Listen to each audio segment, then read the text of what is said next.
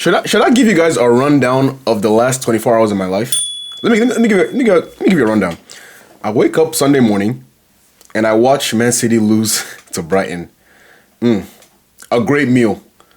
Then I watch Liverpool and Arsenal in the most dreadful Liverpool-Arsenal game I've seen in I don't know how many years. But we win it on a worldie. Then I go out to a party. Having fun. Look at my phone. Alexander Isak has signed for Liverpool. Now, I was out all Sunday night. Woke up feeling terrible. Then I see that Mark Gahey has signed for Liverpool. And other than a trophy win, I've never had a better 24 hours as a Liverpool fan in my life. I'm not even joking. Istanbul was the best. The Premier Leagues were... But outside of a trophy, I've never felt this good in 24 hours as a Liverpool fan. What can anybody say to me? What can happen this week nothing can happen this week that can bring me down. Nothing. I'm in the same fit from last night. I haven't even taken the fit off. I had to just bask in this fit a little bit longer just to reminisce on what happened yesterday and today. Because what am I experiencing? This is the best transfer window, I'm not going to say of all time, but in Liverpool history, this is the best. We addressed every need that we needed. We have 2 players for every position. Now people are talking about, if Isak signs, what happens to Ekitike? What happens to... I don't want to hear none of that. If Ekitike is stinking it up, Isak is there. If Isak is stinking it up, Ekitike is there. I don't care. I don't want one guy and then another guy who's just a bona fide backup, comfortable with just sitting back there and... Nah. Everybody must scrap. Everybody must fight for their spot. Nothing is earned anymore. Nothing is earned. Like the days of Klopp rinsing the same lineups, running the same plays into the ground. We saw what happened to Fabinho, Wijnaldum, Henderson. All their legs were destroyed. We're not doing that anymore. We're not playing one guy for 60 games anymore. Maybe Salah, because he's just a freak. But we're not doing that anymore. Everybody must scrap for minutes and scrap to earn their right. Kanata's been having a poor start to the season. Gay, you're going to push him now. I love this. We have injury concerns. Doesn't matter. Put somebody else in. This is the best window as a Liverpool fan that I've ever experienced in my life. And you know what? People say all these things about Liverpool broke the British transfer record twice in one window. They have to win the league. Even before Isak came in, I felt like we were going to win the league. But with this, there's no excuse. And you know what? I don't mind the pressure being put on Arne Slot. I don't mind the pressure being put on Liverpool's management, Liverpool's owners. I don't mind that because this is what you sign up for. If you want to be the biggest club in England, if you want to say Manchester United, we're the biggest club in England and we're going to act like it, then act like it. And face the expectations that come with it. And that's what we're doing. Three wins from 3. We haven't even played great. Our attack hasn't even been flowing. Florian Wirtz hasn't even been flowing yet. Sorry. He hasn't even been flowing yet. Gakpo, yeah, here and there. Salah's been out of the games, most of the games. Ekitike, yes, he's been good first 2 games, was poor against Arsenal, but we haven't even been flowing. This is a team that has scored, 8 goals in 3 games and hasn't even been flowing. You just signed one of the top, 3-4 strikers in the world, right? Haaland, Kane, probably Isak at this point, right? He's probably surpassed Lewandowski in terms of, because this is his age, he doesn't play as much. But, prime Lewandowski, let's be honest. But even if you want to put Lewandowski there, this guy is still a top 3 to 5 striker in the world. And Ekitike is probably one of the top upcoming young strikers in the world. And you have both of them. Figure out a way to make them fit. Because one's not going to sit bench for the other one. If it means, playing a hybrid 2 9s and you let Kirkesh, kind of work off the left, or you let Wirtz work off the left and kind of pick up the ball and whatever, okay, then do that.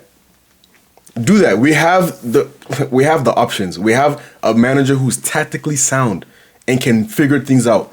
We saw it so many times last season. We needed a win. He changed something up. We have a red card. Change it up. He's always finding a way to make things work. So I have no doubt in my mind he's gonna make things work again. So I'm not even thinking about, oh, it's gonna upset anybody. Because the way Arne Slot manages his team and that kind of Dutch honesty that they bring with them, I'm sure he's told him, Ekitike, Isak, Vert, hey, we're signing all three of you. That's the plan. So when you come to this club, don't expect to just play 90 minutes, stink it up, and play 90 minutes again. If you do not perform, you will sit bench. You will have to fight for your spot. We're not going to play a traditional 4-2-3-1 and do this. We're going to move everybody around. We're going to be fluid. I'm sure he's told them this, so they know what they signed up for. So I don't want to hear anything about, oh, this player's upset that he's not playing.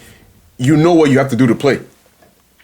Right? We saw Chiesa last season was not playing. Now you see Chiesa every game, he's playing. Even if it's 10, 15 minutes, he's playing more. Right? You have to earn your time under Arne Slot. But Isak isn't even the one I'm most excited about. It's more Gehi. Because we're so short in the center back department. It looks like, for now, Joe Gomez is going to stay. Hopefully, we keep him to the end of the window because that's a guy that can play center back, right back, left back. Just a versatile player. Right? So you now have your main two center backs. It seems like Konate's going to leave next summer. Gehi comes in to replace Konate. Or maybe Konate stays and Gehi comes in to replace Van Dijk in a couple years. And, as a full-fledged starter. You have Leone there, learning from probably the best center back in Premier League history, getting prepared to take over and be a starter in a couple years. Kirke's great performance against Arsenal, 21 years old. He's going to keep building. Alisson is turning to 34 next year, sorry. Mamadashvili is 24, 25. He's getting ready to take up the mantle. Conor Bradley is 21. Frank Pogba is 24. Gravenberch is 23. Curtis Jones is there, 24.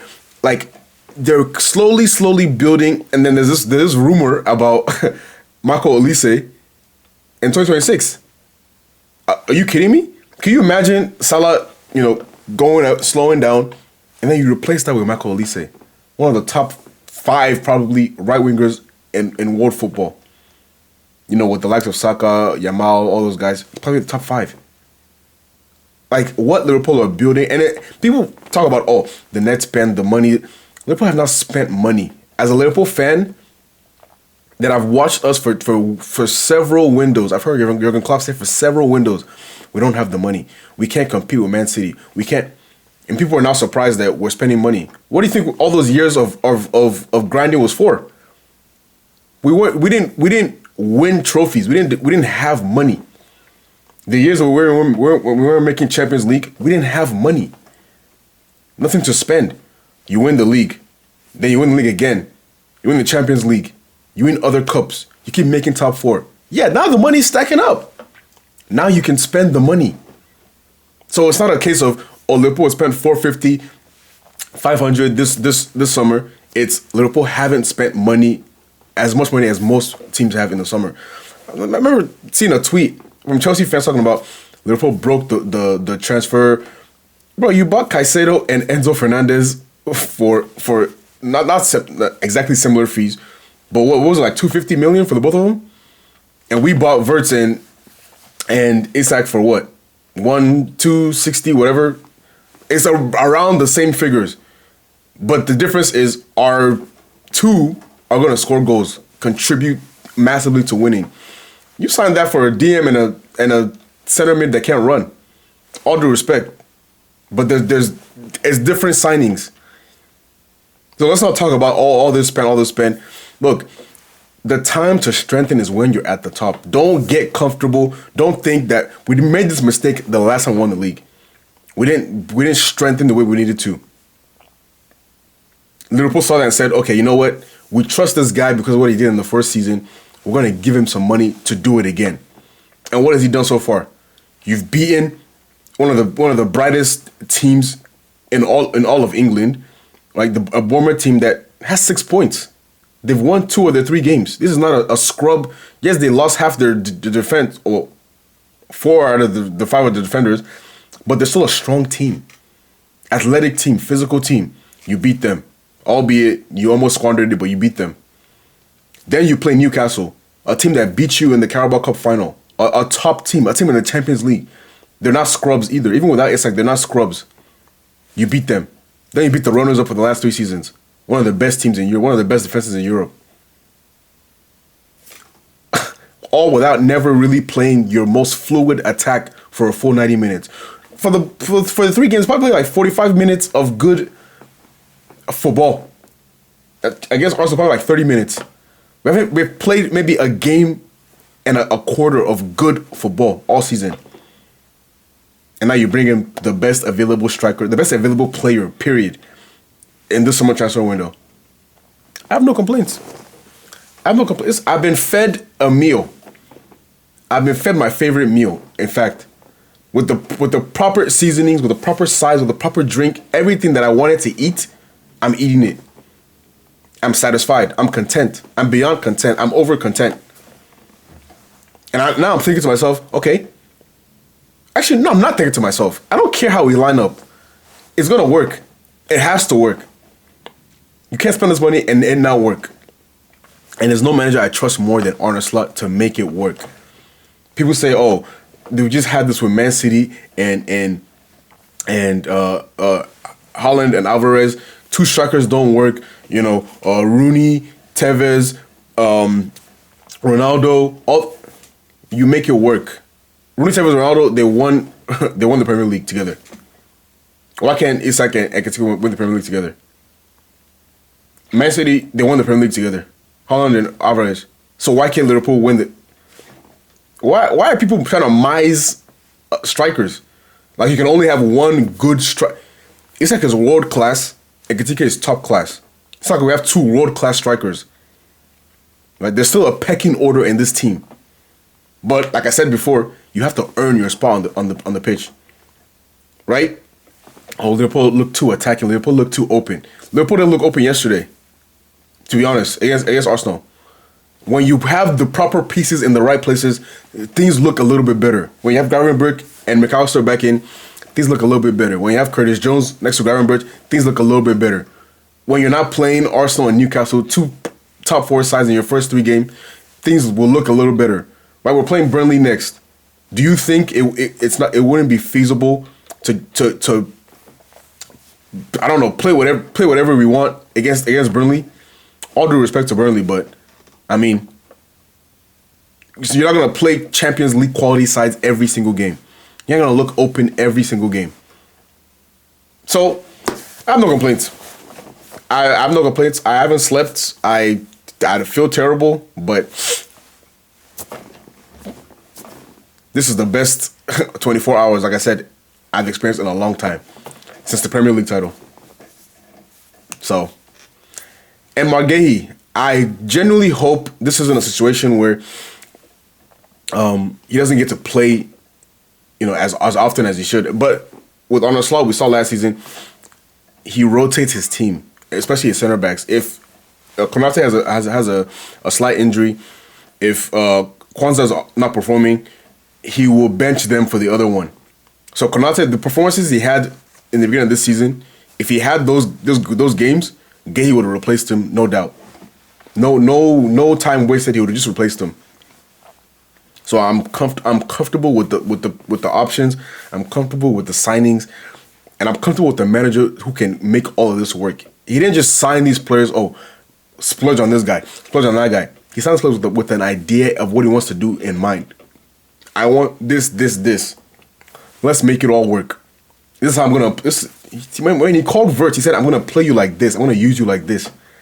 When he called Ekitike, he said, "Yeah, you're signing here, but I still want Isak too. I want 2 9s." Ekitike understood that there's gonna be competition for my spot. I can't just sit here and let's not also forget Nunez, Diaz, God rest his soul, Jota. Those are 3 vital attackers that are gone. And we replace them with 2. Like, what are we? It's not like we're stockpiling talent. We're just stockpiling key positions that we needed last season. All the chances that we missed last season, you now bring in a guy that you know can finish those chances. So what is the issue? I mean, I think it has to be jealousy at this point. It has to be jealousy because I watched United spend billions. I watched Chelsea spend billions. I watched City spend billions. And all this talk about Liverpool now want to spend some money, and everybody's going crazy. Like we haven't been waiting for the come up for years. We've been broke and poor for years. We couldn't spend anything for years. We're upgrading our training facility. We're upgrading our stadium. We're spending money elsewhere. Now we have the money to spend on players. All hell breaks loose. How could they? How could they buy Wirtz? How could they buy Ekatike? How could you buy Caicedo? How could you buy Enzo? How could you buy Pogba? How could you buy Haaland? How could you buy... What are we saying? What are we saying? Big clubs spend big money. Liverpool are now finally acting like a big club. My 20 years as a Liverpool fan, I've never seen such behavior. So I'm still getting used to it. This is the first baddie syndrome. I've never had a baddie before. I don't know how to handle it yet. But I'm going to get used to it. They brought in Wirtz, my first baddie. Okay, cool. Then they brought Ekatike, my second. Yeah, now I'm getting used to, I'm used to eating a good meal. So let's keep eating. Oh, I can't wait to sleep. Put this video out, sleep, and just enjoy the rest of my Labor Day. To all my American viewers out there, happy Labor Day. To all my UK, European, South American, I don't know what holidays y'all celebrating today, but whatever it is, happy Monday to you. Hope you have a blessed day. See you guys very soon. Subscribe to the channel and like the video. Peace out.